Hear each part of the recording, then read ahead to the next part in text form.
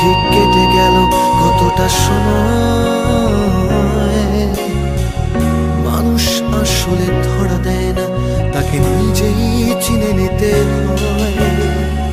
তুমি চাইতে সপ্তাহে 5 দিন সাজানো সুখী পরিবার, শনি রবিবার স্বামীর হাত ধরে সিসিডি বা সিটি সেন্টার।